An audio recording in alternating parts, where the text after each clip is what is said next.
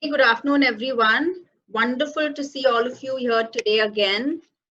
The topic for today is multifetal gestation. And as we all know, it's a very vast topic. I'm going to be dividing it into two parts. Today, I'm going to cover part one. Okay, so multifetal gestation, double the trouble or twice the joy. In today's part, we are going to mainly focus on twin gestation, the mechanisms, factors affecting twinning, determining the zygosity and chorionicity, which is very important, aneuploidy screening in twins, maternal adaptations, and complications. We are going to be seeing pregnancy-related complications as well as unique fetal complications. Second part, which will be on the following Sunday, we will be covering discordant growth, single fetal demise, diagnosis, prenatal care, preterm birth and its prevention, labor and delivery, triplet or higher order gestations, and selective fetal reduction and termination. So let's begin with twin gestation. We all know there are two types of twin gestations, dizygotic twins or fraternal twins. In this, the fetuses result from fertilization of two separate ova. Okay, monozygotic twins or identical twins. In this, the fetuses result from a single fertilized ovum, which then divides and subdivides. So the incidence of dizygotic twins is more. Dizygotic twins are more common, and its incidence is influenced by a number of factors. Monozygotic twins, on the other hand, has a more or less constant incidence, that is 1 in 250 births. It is independent of demographic factors except for assisted reproductive technology. So ART has been recently shown to increase the incidence of not only dizygotic twins, but also monozygotic twins. Okay, there have been a number of studies showing this. So monozygotic twins can be divided into dichorionic, diamniotic, monochorionic, diamniotic, monochorionic, monoamniotic. Okay, so we're going to be looking at how each of this forms. But first, all of you should be aware of the difference between zygosity and chorionicity. So zygosity refers to the genetic makeup. Okay, that is the number of ova taking part in the multifetal gestation. Chorionicity, on the other hand, refers to the type of placentation or membrane composition, or in simpler words, the number of placental masses. Chorionicity rather than zygosity determines the pregnancy outcome. Okay, this is very important. There are higher chances of complications taking place with monochorionic multifetal gestations. So this is the flowchart explaining to you how each of this entity is formed. Let's take a look at monozygotic twins. Okay, so this is one zygote in the two-cell stage. If you look at the A part of the flowchart, that is this column. Okay, so when this single zygote divides within 72 hours of fertilization, it gives rise to two zygotes, right? So at this stage of division, the chorion has not yet undergone differentiation. The amnion has also not yet undergone differentiation. So what happens as they develop, each of them develops its own chorion. As you can see, this ragged outline, this is the chorion, okay? And the blue sac, which you can see inside, is the amniotic cavity. So each develops its own chorion and its own amnion, resulting in what we call as dichorionic diamniotic twin gestation. So in this also, the placenta, they could be separate or they could be fused. But even in a fused placentation, this is still a dichorionic diamniotic gestation. If you look at the B part of the flow chart, okay, so this squared part or the squared diagram is the part, or it is the level or stage where division takes place. So when division takes place between 4 to 8 days of fertilization, what happens? You can see the chorion has already developed, okay, or differentiated. However, the amnion has not yet differentiated. So when division takes place at this stage, there will be a single chorion. However, there will be two amniotic sacs. So this will result in a monochorionic diamniotic twin gestation. Let's look at the C part of the flow chart. When division takes place between 8 and 12 days after fertilization, the chorion has already developed. The amnion has also already developed. What has not developed as yet is the embryos. Okay, so when division takes place here, there will be formation of a single chorion, a single amnion, but two fetuses. Okay, so giving rise to a monochorionic, monoamniotic twin gestation. And in very rare cases, the division may take place after 13 days of fertilization. In this case, the chorion again has developed already, the amnion has already developed, the embryos have started differentiating, and when division takes place here, there is what we call as conjoined twins. Okay, so this is the fate of monozygotic twins. It could be dichorionic, diamniotic, monochorionic, diamniotic, monochorionic, monoamniotic, or conjoined twins. However, all dizygotic twins, that is twins arising from two separate ova, are always dichorionic. Okay, remember, dizygotic is different, dichorionic is different. Dichorionic can be dizygotic, it can also be monozygotic. Okay, but more often it is dizygotic. Two more terms all of you should be aware of is superfetation and superfecundation. Superfetation is when fertilization takes place with an interval as long as or longer than one menstrual period. So what happens in one menstrual period, the ovum gets fertilized. In the following menstrual period, there is another ovulation and another fertilization takes place. So technically what this means is, in the presence of a pregnancy, another pregnancy takes place. So this is extremely rare, though technically possible. It is extremely rare in humans. It is very common in mares and other animals, but in humans it is extremely rare. However, superfecundation on the other hand, very common. Fertilization of two ova in the same menstrual cycle, but not the same coitus. So this is related to superovulation. So when multiple ovulation takes place in one cycle, it leads to what is called as superfecundation. Okay. Factors affecting twinning, ethnicity and race. So a number of these factors actually influence the rate of dizygotic twinning. Okay, monozygotic, as we said, has a more or less constant incidence. So the Yoruba people in Nigeria, they have a very high incidence of dizygotic twins. This is because a major part of their diet is yams. So yams are very rich in natural phytoestrogens. This leads to superovulation and increased rates of twinning in these populations. On the other hand, the Japanese people have a very low rate of twinning. So yes, ethnicity and race does play a role in deciding the incidence of twinning. Maternal age. So we all know that as maternal age advances, the fertility decreases, the ovarian reserve decreases, but the twinning rate increases.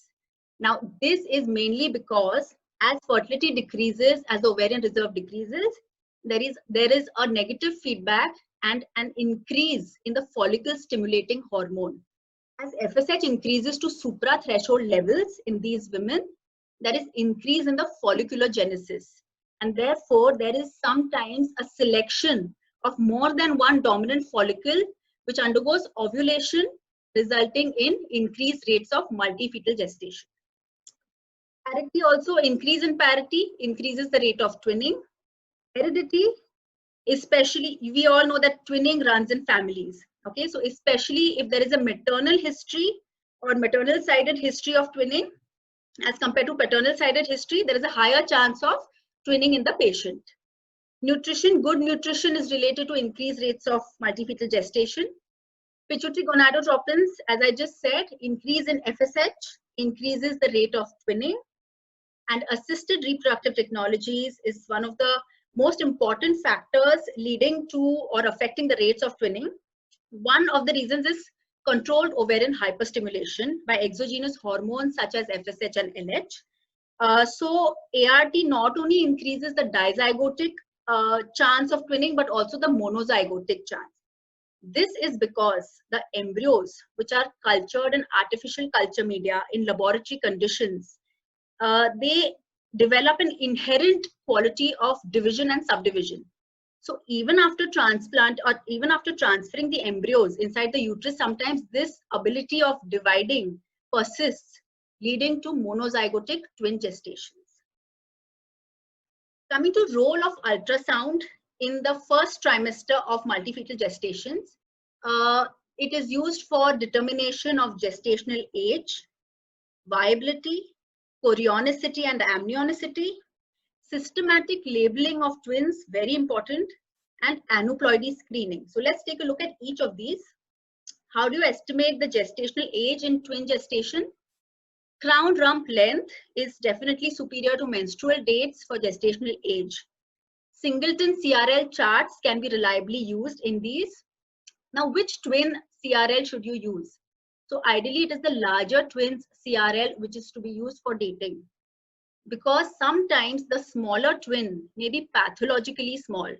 It could have certain growth pathologies or early growth pathologies, aneuploidies.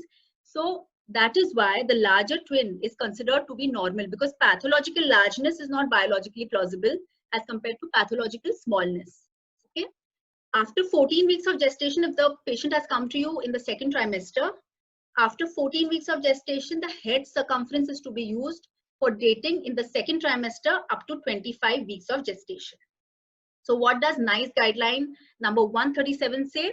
Estimate the gestational age from the largest baby in a twin or triplet pregnancy to avoid the risk of estimating it from a baby with early growth pathology. Okay.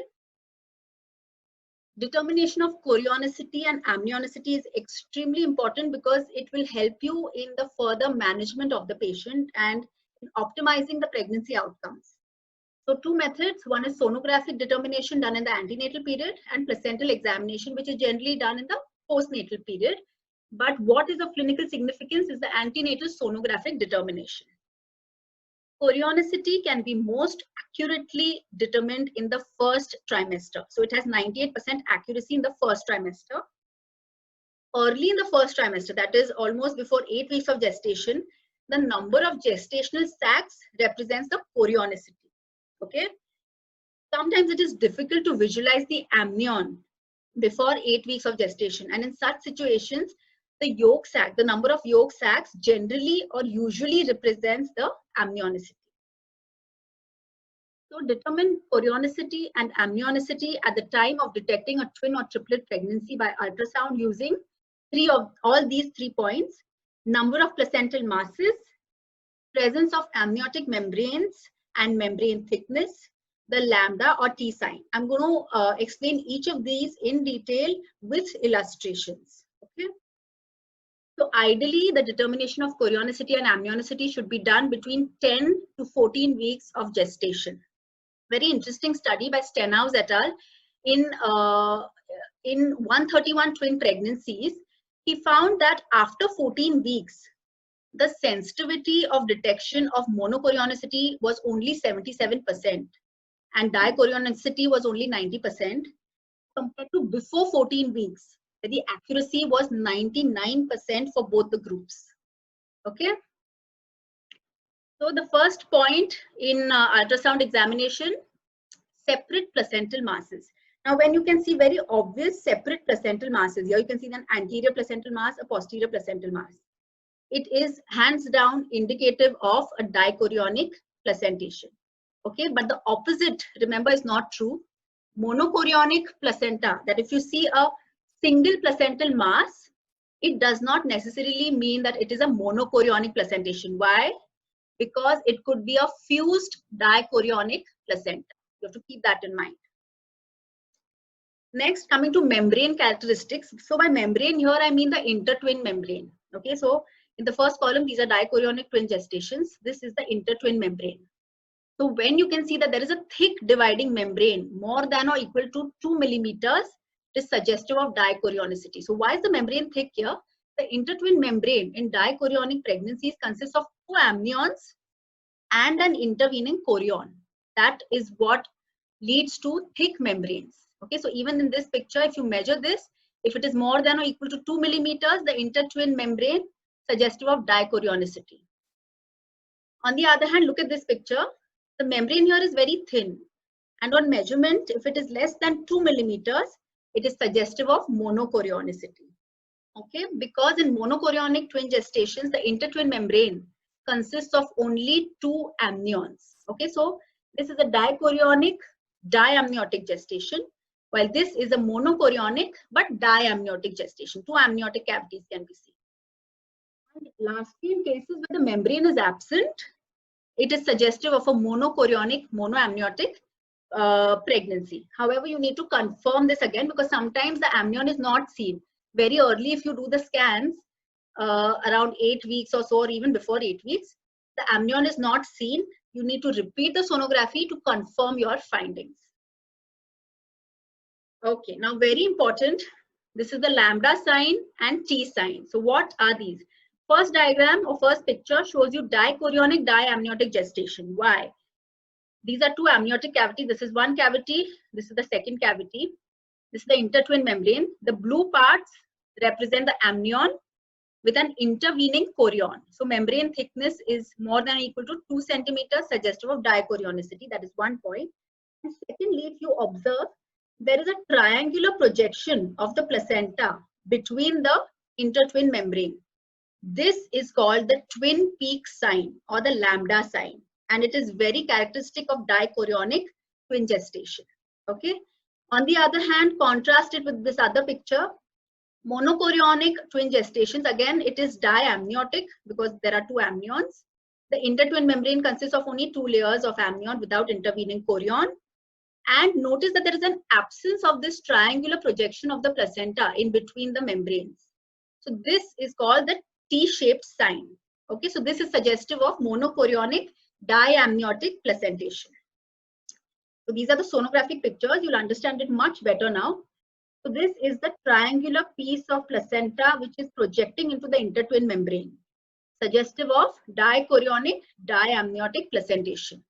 And this is the second picture which shows you that there is no such triangular piece of placenta which is projecting inside the membrane. This is called the T sign. Okay, very commonly seen in monochorionic diamniotic twin gestation.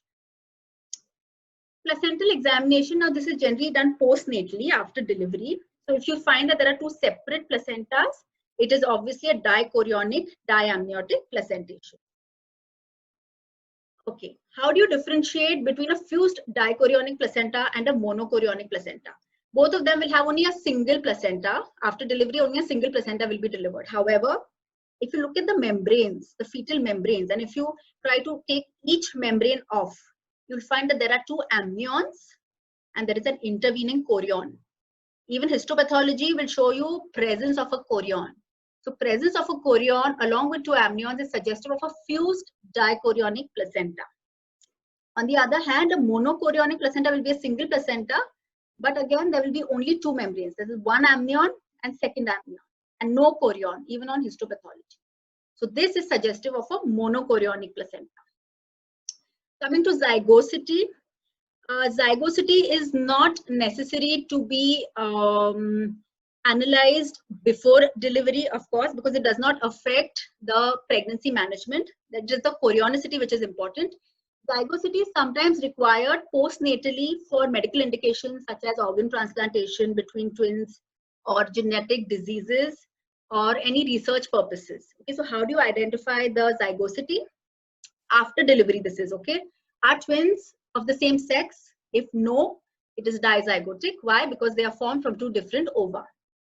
If they are of the same sex, then look at the number of placentas. How many placentas were present? If 1 placenta is present, it is definitely monozygotic. Dizygotic twins do not have a single placenta. If there are 2 placentas, then you have to check for the blood typing of the twins. If the blood typing is the same, then you'll have to go in for a DNA fingerprinting. If it is not the same, it is dizygotic twins. Okay, so DNA fingerprinting will ultimately tell you whether it is monozygotic or dizygotic. Now, determination of chorionicity and amnionicity if the patient presents to you in the 2nd trimester.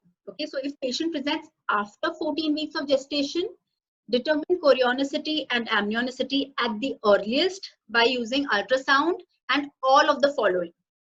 That is the number of placental masses, the presence of amniotic membranes and membrane thickness, the lambda or the T sign. Okay, so note that this lambda sign or the twin peaks sign regresses in most patients after 14 weeks because the chorionic frondosum regresses. Okay, so absence of this sign does not have much of value after 14 weeks, but if it is present, it has a high positive predictive value. Okay, if it is not possible to determine chorionicity and amnionicity, seek a senior opinion or refer the patient to a center which is competent in doing so as soon as possible.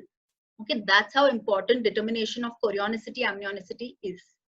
If it is difficult to determine chorionicity, even after referral, then you must manage the pregnancy as a monochorionic pregnancy until proven otherwise. This is because monochorionic pregnancies are associated with a number of complications, which we will be looking at shortly. Systematic labeling of twins, this is also very important. A reproducible method for antenatal labeling of twins is extremely important to ensure biometry is assigned to the same twin at every longitudinal scan. Okay, inconsistent allocation results in yo-yoing of fetal growth between twins, which we do not want at any cost. To ensure invasive prenatal diagnosis and selective fetal reduction is carried out on the affected twin. Okay, so we do not want to make that mistake either. So each fetus can be oriented at 11 to 14 weeks ultrasound scan. Okay, fetus which is closest to the maternal cervix is twin 1. So in this first picture, this one is closer to the maternal cervix, so this will be twin 1. In the second picture, this one will be twin 1. The relative position of the other fetus is then defined depending upon the orientation of the intertwin membrane. So if the intertwin membrane is horizontal and this is twin 1, this will be twin 2, which is on top of twin 1.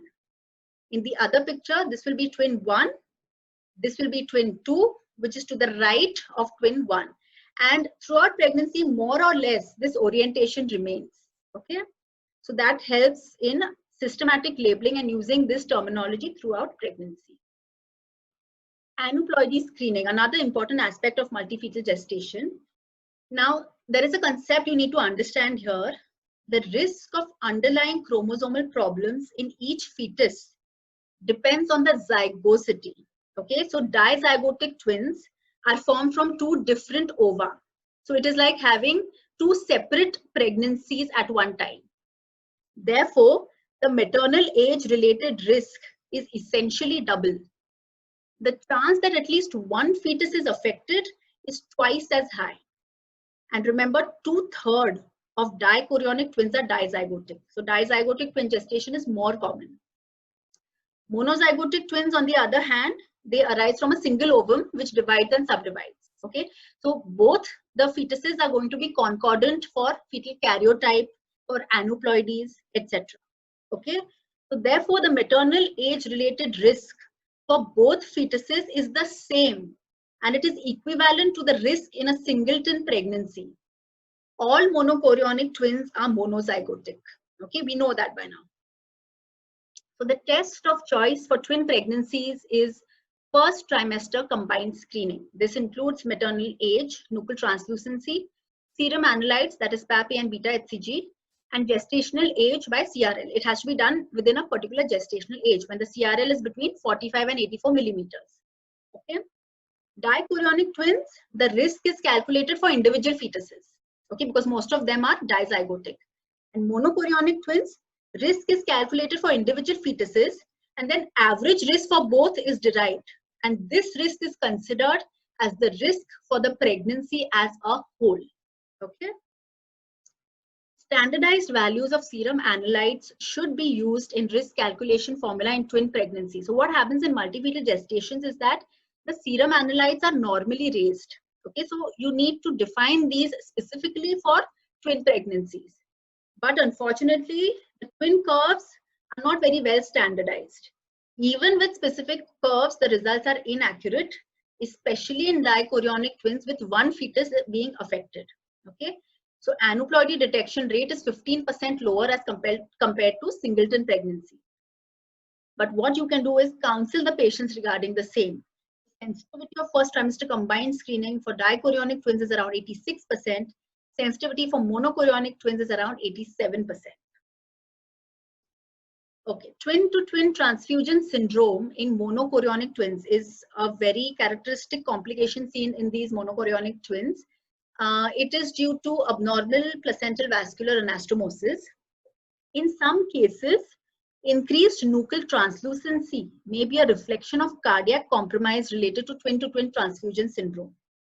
Discordant nuchal translucency greater than the 95th percentile in monochorionic twins raises the risk of twin-to-twin transfusion syndrome fourfold.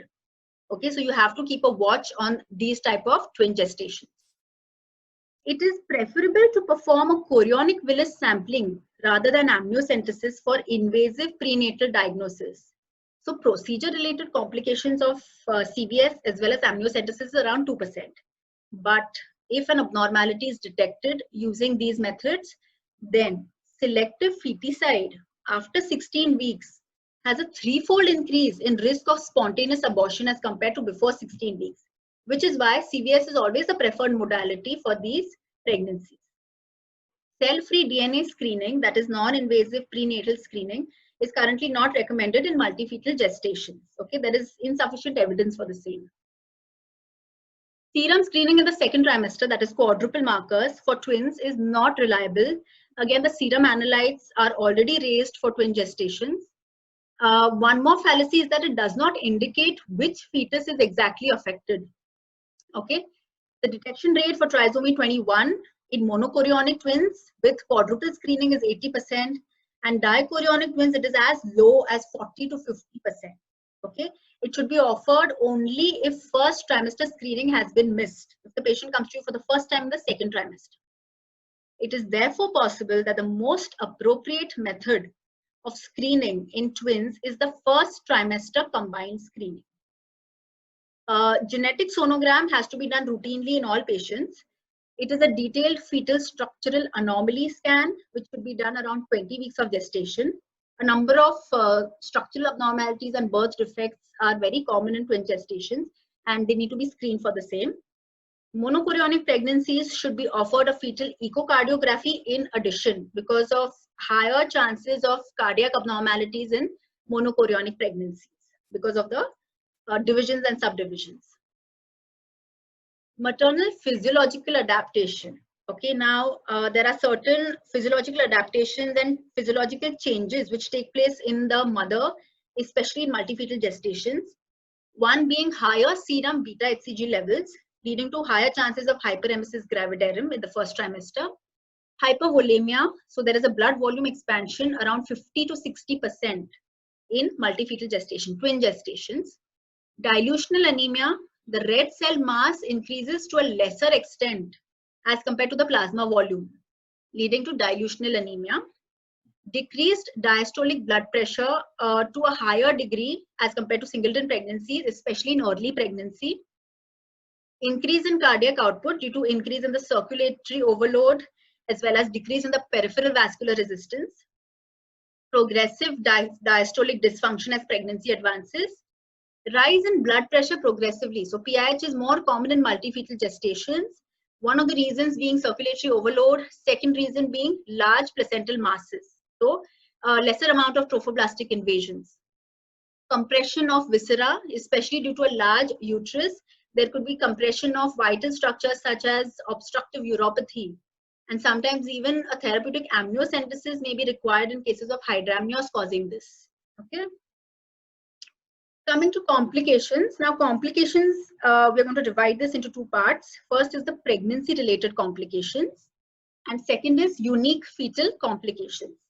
So first, spontaneous abortions. Spontaneous abortions are more common in multifetal gestation. Okay. Vanishing twin or vanishing fetus is in which one fetus is spontaneously lost rather than the entire pregnancy being lost. Okay. Generally takes place in the first trimester, and sometimes a vanishing fetus, if it has been retained for a long period of time, around 8 to 10 weeks, it can lead to compression of that fetus, giving rise to fetus papyraceous. Okay, as you can see in this picture over here. It is compressed just like a papyrus. Papyrus is a parchment paper. Okay?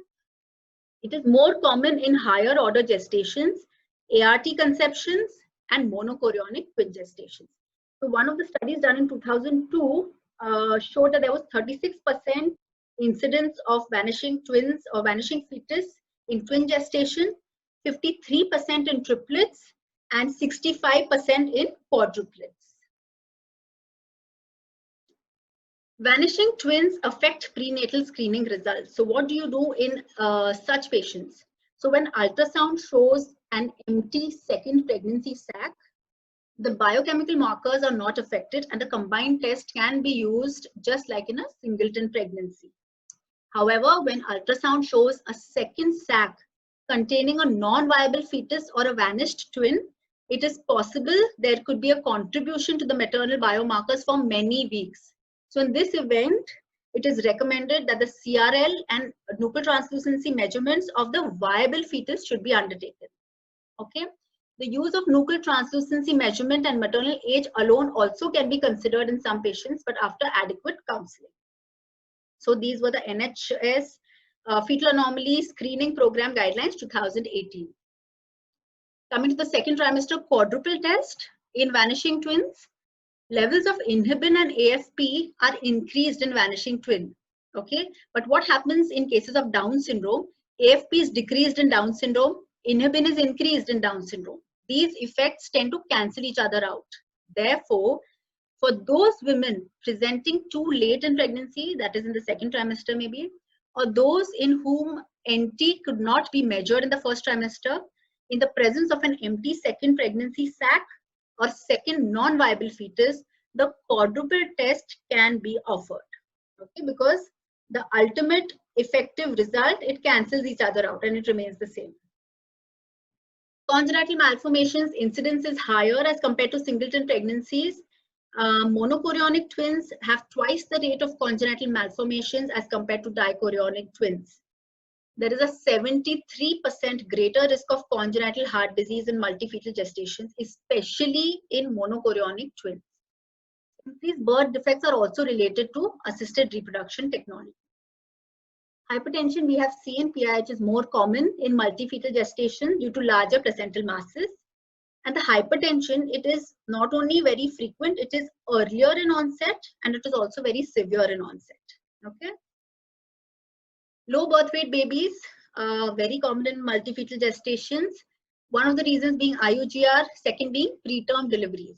Preterm deliveries could be spontaneous, they could be iatrogenic, they could be due to preterm rupture of membranes. Okay. Degree of IUGR increases with fetal number because of the restricted space in the uterus.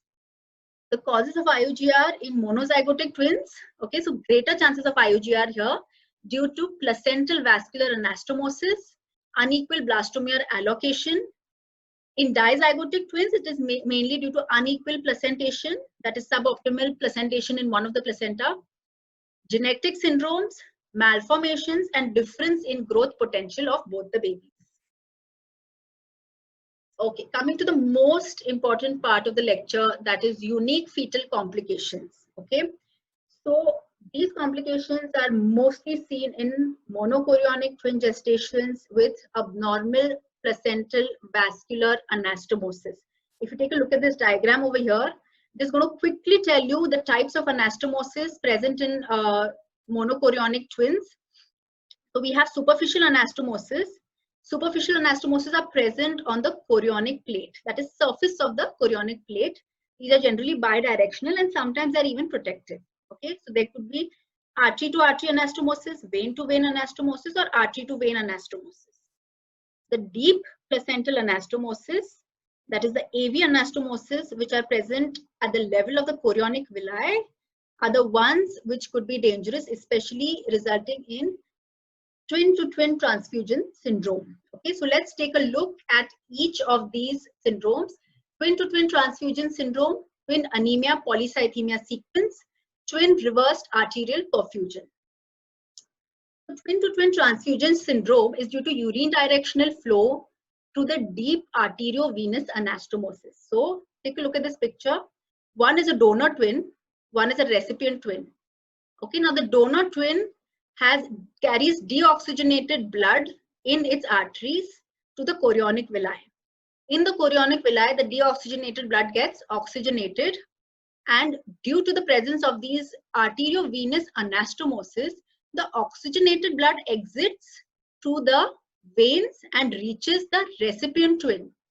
So what happens over a period of time? There is chronic blood transfusion from the donor twin to the recipient twin, giving rise to IUGR in the donor twin, anemia, polycythemia, oligohydramnios. If you can see, this sac of this donor twin is very small, while there is polyhydramnios in the recipient twin. So what are the effects of twin-to-twin transfusion syndrome in the donor? There will be anemia, there will be hypotension because of decrease in the circulating blood volume, oliguria, oligohydramnios due to decrease in the urine output, growth restriction, renal failure, stuck-up twin due to severe oligohydramnios giving rise to contractures, pulmonary hypoplasia, and sometimes it may even result in fetal demise and brain damage in the surviving co-twin. Okay. In the recipient, we have polycythemia because of circulatory overload, hypertension, polyuria, polyhydramnios because of increase in the urine output, circulatory overload, hydrops fetalis, heart failure, which is a high output or increase in the blood volume, hyperbilirubinemia and kernicterus in the postnatal period due to polycythemia, and even fetal demise, giving rise to brain damage in the surviving twin. So management basically depends upon the severity of the condition, and severity is staged according to Quintero's staging. So stage 1 is suggestive of polyhydramnios in the recipient, that is the deepest vertical pocket more than 8 centimeters, and oligohydramnios in the donor, where the deepest vertical pocket is less than 2 centimeters. In stage 2, there is stage 1, that is the amniotic fluid discrepancy along with no visible bladder in the donor fetus. Stage 3 marked by Doppler abnormalities consisting of absent or reverse end diastolic flow in the umbilical artery, reverse flow in the ductus venosus, or pulsatile flow in the umbilical veins. Stage 4 is hydrops fetalis, and stage 5, which is the worst, demise of one or both fetuses. Now, only stage 1 can be managed expectantly with weekly ultrasonographies for AFI as well as Doppler. And 50% of these, either they remain stagnant at stage 1 or they may even regress. But some of them do progress to higher stages. And in these patients, intervention is definitely required. So fetal surveillance for twin-to-twin transfusion syndrome in monochorionic pregnancies should begin at 16 weeks of gestation and 2 weekly thereafter. So the frequency should be every 2 weeks. Any discrepancy in the light curve, that is the deepest vertical pocket, either less than 2 centimeters in the donor twin, more than 8 in the recipient, or a difference between the two more than or equal to 4 centimeters, in these conditions, a weekly USG with Doppler assessment should be done. Okay. Management modalities. The first modality is serial amnioreduction, in which amniocentesis of the polyhydramniotic sac is done. The rationale behind this is to normalize the pressure in both the sacs. Okay. So what happens is the intraplacental, intravascular pressure decreases, and there is a redistribution of blood flow in the placenta. Okay. So this can recur, however, even after treatment. So a serial amnioreduction is sometimes required at regular intervals. So for me, this is a one-time procedure in which an iatrogenic opening is made in the intertwin membrane at this point. Take a look at the picture. At this point, intertwin membrane and iatrogenic opening is made, again, to normalize the pressure in both the amniotic sacs. This is very rarely used now. Selective feticide is generally done before 20 weeks of gestation, when you find that one of the twins is severely compromised, okay, and there are Doppler abnormalities or there is impending demise. In this case, a selective feticide is opted for. Selective feticide in these cases cannot be done using potassium chloride. Remember, because of the presence of placental vascular anastomosis, you will end up having adverse effects on the normal twin as well, or on the other twin as well. So what is done? an umbilical cord clamping or ligation or coagulation, either using laser or using radio frequency, is done for selective feticide.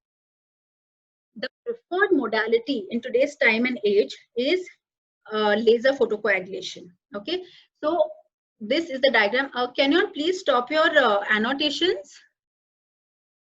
Can you all not use the annotation bar here, because everyone can see it, I think, right? Am I right? Everyone can see the less than 20 weeks? Yeah, we can all see it. Yeah.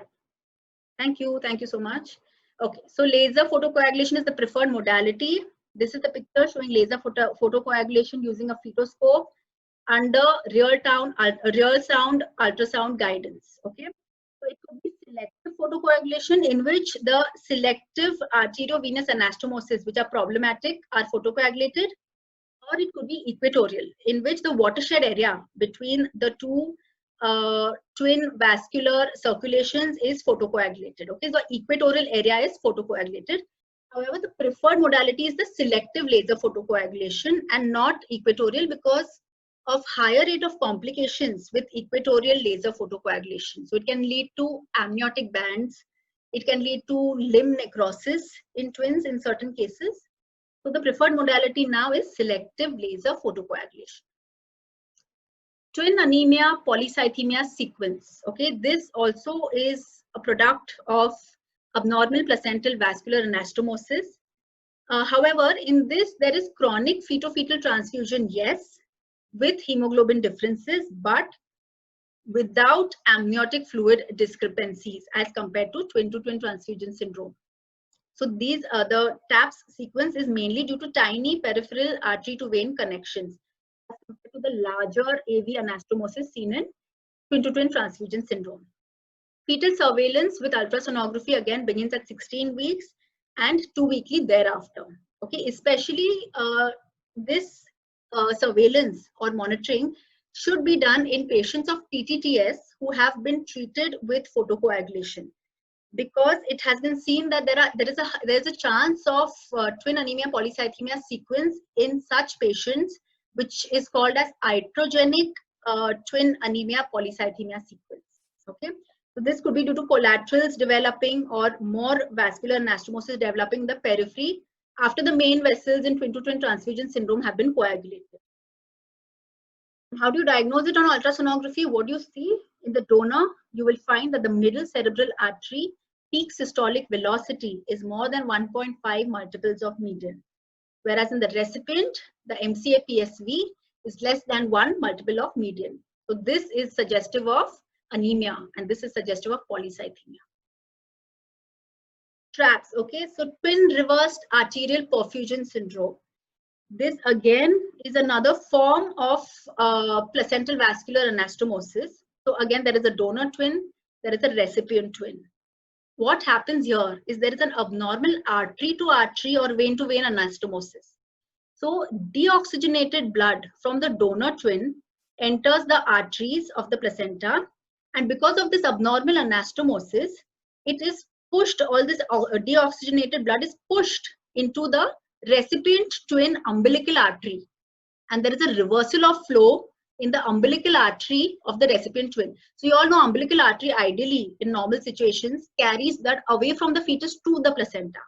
But what happens in the recipient twin, because of increased pressure of the donor twin blood supply, there is a reversal of flow in the umbilical artery of the recipient twin, and this gives rise to increased perfusion of the iliac arteries and their branches.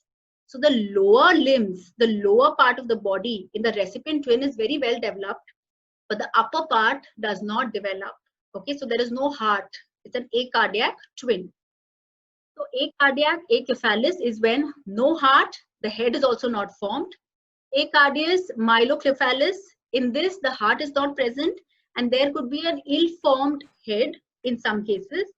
Acardias amorphous is when the heart is not present and even the normal fetal structure is not present. There is only a fetiform mass which is generally present.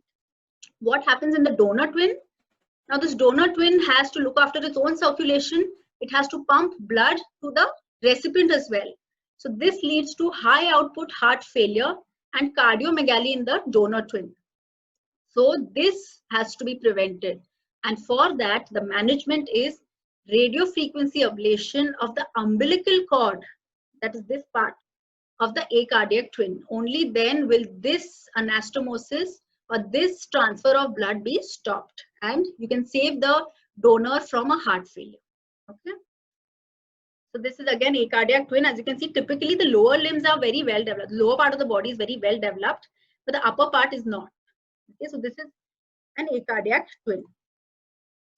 Coming to unique fetal complications in monozygotic twins, after when division takes place after the 8th day post-fertilization. So we all have seen, you all should remember by now that after the 8th day post-fertilization, if division takes place, it results in monoamniotic twin gestation. So all these complications are seen in monoamniotic twins. They could be symmetrical twins, that is both the twins are normal, separate from each other with a single amniotic sac. This is when division takes place between 8 to 12 days. After 13th day, conjoined twins. Asymmetrical twins, we have already seen acardiac twins. Now parasitic twins, that is external parasitic twin and internal parasitic twin, that is fetus and fetu, we will be looking at a little more in detail. So monoamniotic twins, 1 to 5% of all monozygotic twins are monoamniotic twins. Higher rate of complications in monoamniotic twins, that is high perinatal mortality rate, 30 to 70%, high spontaneous abortion rate, high congenital anomalies, especially cardiac abnormalities, and cord entanglement, a very specific complication of monoamniotic twins. The cord entanglement can lead to pathological umbilical vessel constriction and fetal death. Okay, fetal death is unpredictable despite fetal surveillance. Okay, so what have some suggested that inpatient daily heart rate monitoring from 26 to 28 weeks of gestation till delivery should be done. This has helped up to a certain extent, but not in all patients, because as I said, it is a very unpredictable sudden fetal demise which can take place in cord entanglement. Elective cesarean section should be done at 32 to 34 weeks in monoamniotic twin gestations after a course of antenatal steroids if everything else is normal, okay, uncomplicated. So this is a USG picture of cord entanglement. Throw in some Doppler and this is how it looks, helps in the diagnosis. Coming to conjoined twins, so 1 in every 200 monozygotic twins are conjoined twins. That is 1 in every 68,000 births are conjoined twins. Most common conjoined twin is the thoracopagus. So this depends upon where exactly they are joined. So there could be ventral joining, there could be dorsal joining. Ventrally, if joined, it could be omphallopagus, thoracopagus, cephalopagus, ischiopagus, parapagus diprosopus, parapagus dicephalus. Dorsal joining includes craniopagus, brachypagus, pyopagus.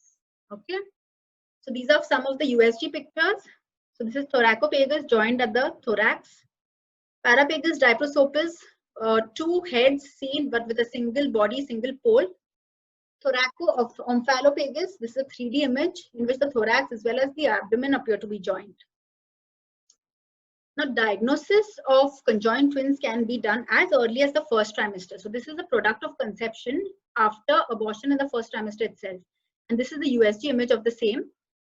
Close association of fetal poles on USG without a relative change in position with respect to each other is a very important diagnostic feature for conjoined twins on ultrasonography. Okay, this is the same 3D image of conjoined twins.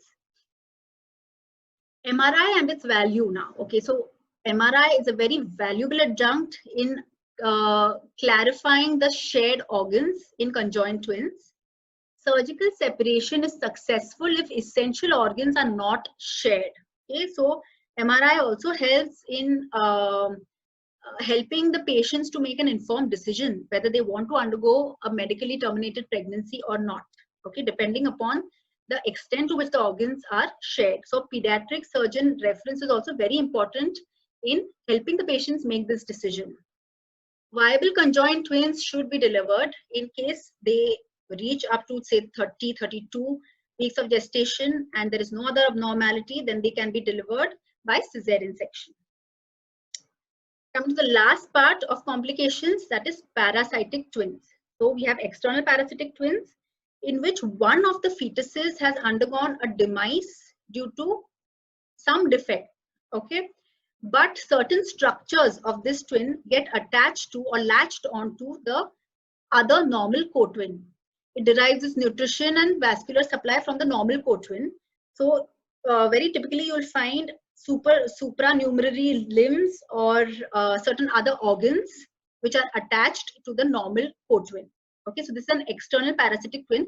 Classically, remember that the brain and heart are absent. Okay. Similarly, fetus in fetu or an internal parasitic twin.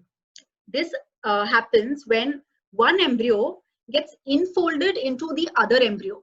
So the growth of this infolded embryo, it stops in the first trimester itself. However, certain structures again, such as, for example, the vertebral bones or the axial bones, they derive the nutrition from the normal co-twin, okay, and they survive. So this fetus in fetu, generally the treatment is removal of this mass, especially if it is causing any obstruction of vital structures. So end mass removal is very important, and everything has to be removed because there have been certain reports of malignant recurrence also. Very rare, but yes, you need to remove the entire mass. And one of the most closest differential diagnosis of this fetiform mass is a teratoma. So histopathology will help you to solve that also. So these are parasitic twins. So that's it for this lecture. Just recapitulating a few important take-home messages. Twin gestation is a high-risk pregnancy, needs close monitoring and management. First trimester ultrasound is important for determining gestational age, viability, chorionicity, fetal labeling. Chorionicity is best diagnosed between 10 and 14 weeks of gestation, which is important for further management of pregnancy. First trimester combined screening is recommended for twin gestation. Pregnancy complications and unique fetal complications associated with multiple gestation need timely management for optimal pregnancy outcomes. Okay, so that was part 1 of multifetal gestation. Thank you so much.